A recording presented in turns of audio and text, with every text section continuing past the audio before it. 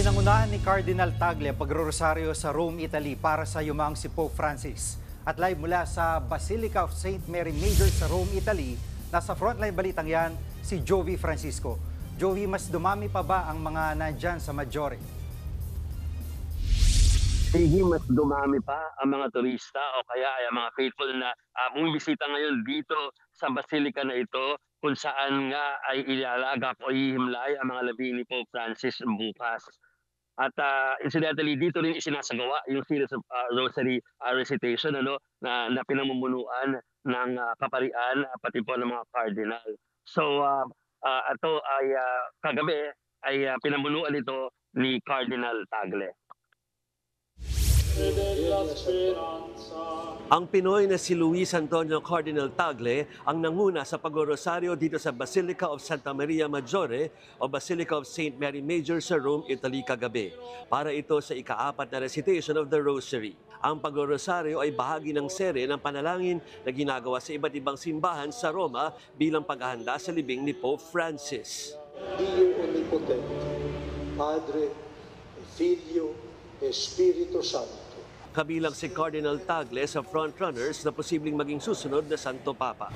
Sa ngayon, magkakasama na sina Cardinal Tagle at 2 pang Pinoy Cardinals na sina Pablo Cardinal David at Jose Cardinal Advincula para sa libing ng Santo Papa at conclave o pagpili ng susunod na Pope. Biyaheng Vatican na rin ang mga world leaders para sa libing bukas.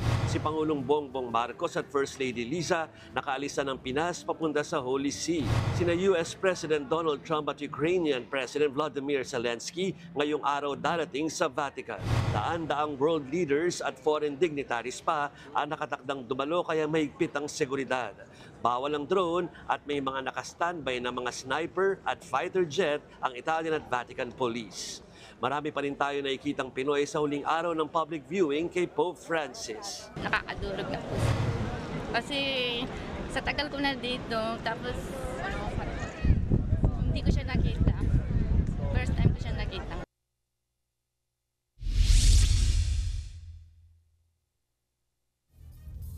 Gigi, yung tatlong cardinal na galing ng Pilipinas ay kumpirmadong dadalo mamaya sa St. Peter's Basilica dahil doon gaganapin yung tinatawag na sealing of the coffin o yung pagsasara ng kabaong ni Pope Francis at ang pagtatapos ng public viewing. So aabangan sana ng ating mga kapatid ang ating special coverage bukas sa libing ni Pope Francis. Ito ay magsisimula ng 3:00 ng hapon dyan sa Pilipinas. Gigi.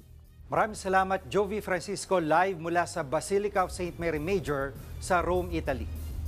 Mga kapatid, Jiggy Manikad po, iba na ang may alam at may pakialam sa panahon ngayon.